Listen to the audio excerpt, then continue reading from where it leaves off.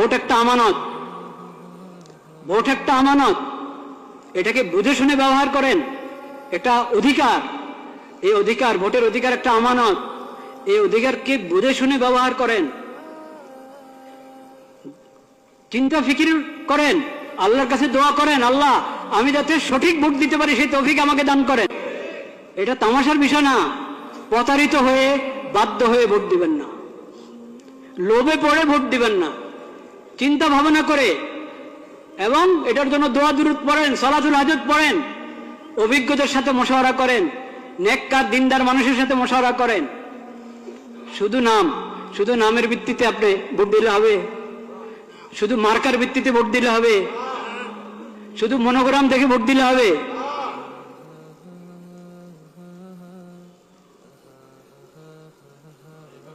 এটা হবে না, চিন্তা ভাবনা করতে হবে। শুধু নাম দিয়ে প্রতারিত হবেন না। ইসলামের নাম ব্যবহার করা হচ্ছে, অনেক দলে ইসলামের নাম ব্যবহার করেছে।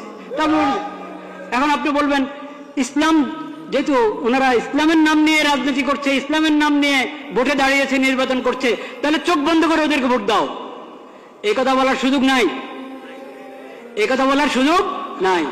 কারণ ইসলামের নাম ব্যবহার করছি আমি, আমার দলের মধ্যে ইসলামের নাম আছে,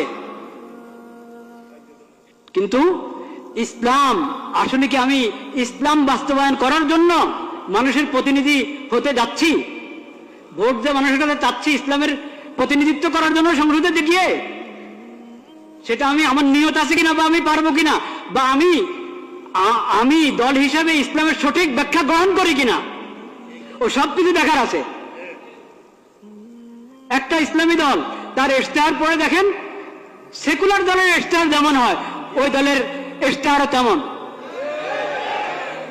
ওই ইশতেহার তো বড় কিছু না, আসলে ইশতেহার তো আসলে বড় কিছু না যে শুধু ইশতেহার দেখেই কাউকে ভোট দেওয়া যায়। কিন্তু তারপরেও এটার কিছু না কিছু মূল্য তো আছে, নাহলে সবাই ইশতেহার ছাপে কেন?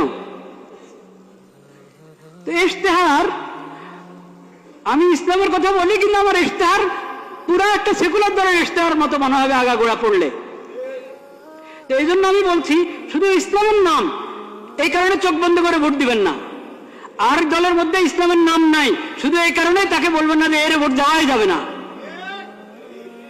এখানে বিবেচনার অনেক কিছু আছে। এটা তো দুঃখের বিষয় যে আমরা, আমাদের কাছে ইসলামী খেলাফত ব্যবস্থা নাই। ইসলামী খেলাফত ব্যবস্থা কায়েম করার জন্য কেউ উঠে দাঁড়াচ্ছে না। এটা তো দুঃখের বিষয়, কষ্টের বিষয়। সেই কষ্ট তো আছে, সেই ব্যথা আছে, সেজন্য আমরা ব্যথিত। কিন্তু এখন যারা যারা এই মানবিক দেশ, নিরাপদ দেশ এবং মানবিক দেশ গড়ার জন্য যাচ্ছে, তারা মানবতা কি দিয়ে করবে, প্রতিষ্ঠা করবে? নিরাপত্তা কি দিয়ে বাস্তবায়ন করবে? মানবিক দেশ কিভাবে? মানবতা, কোন মানবতা? পশ্চিমাদের মানবতা না ইসলামী মানবতা? তো ইসলামের কথা, ইসলামী মানবতার কথা আপনি বলছেন না। ইসলামী মানবতার কথা বলছেন না। যে মানবতা ইসলাম এবং কোরআনের মাধ্যমে পাওয়া যায়, নবীজির সিরাতের মাধ্যমে পাওয়া যায়, সেটা তো আপনি বলছেন না। মানবিক বাংলাদেশ, নিরাপদ বাংলাদেশ, এটা যে কোনো সেকুলার দ্বারা বলতে পারে। এই জন্য শুধু মনোগ্রামের মধ্যে কোনো আয়াত লেখা আছে, শুধু মার্কাটা আরো আকর্ষণীয়, দলের নামটা আকর্ষণীয়, এই কারণে প্রতারিত হয়ে, প্রভাবিত হয়ে ভোট অধিকার ব্যবহার করবেন না। ভোট অধিকার ব্যবহার করতে হলে আপনাকে অনেক চিন্তা ভাবনা করতে হবে, অনেক দোয়া করতে হবে আল্লাহ দরবারে, আল্লাহ আমাকে সঠিক ফয়সালা করার তৌফিক দান করো। আর বিশেষভাবে আমি আগেও বলেছি এই দোয়া করেন, এবং এখনো বলছি দোয়া করেন। সেই দোয়া হলো, আল্লাহ যার অন্তরে আপনার ভয় নাই, যাদের অন্তরে আপনার ভয় নাই, আখিরাতের হিসাব দেওয়ার চিন্তা নাই, আপনার মাখলুকের প্রতি যাদের অন্তরে দয়া মায়া নাই, আল্লাহ তাদের হাতে দেশের ক্ষমতা দিয়েন না। যাদের অন্তরে আপনার ভয় আছে, আখিরাতে আপনার সামনে দাঁড়ায় হিসাব দিতে হবে, এই ফিকির যাদের মাথায় আছে, এবং আপনার মাখলুকের প্রতি, আল্লাহর বন্দাদের প্রতি যার অন্তরে দয়া মায়া আছে, ইয়া আল্লাহ তাদের হাতে আপনি ক্ষমতা দেন। এই দোয়া করতে কোনো সমস্যা আছে?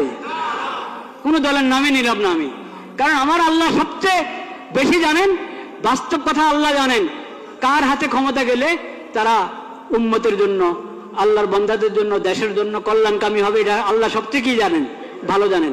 আল্লাহর হাওলা করে দিলাম, আল্লাহ তাদের হাতে দেন যারা আখিরাতমুখী, আখিরাতের ফিকির আছে, আপনার ভয় আছে তাদের অন্তরে, আপনার মাখলুকের প্রতি যাদের অন্তরে দয়া মায়া আছে তাদের হাতে ক্ষমতা দেন। যারা আপনার ভয় তাদের অন্তরে নাই, আখিরাতে আল্লাহ আপনার সামনে দাঁড়ায় হিসাব দিতে হবে এই ফিকিরও তাদের নাই, আপনার মাখলুকের প্রতি দয়া মায়াও নাই, হ্যাঁ, ইয়া আল্লাহ তাদেরকে আপনি ক্ষমতা দিয়েন না।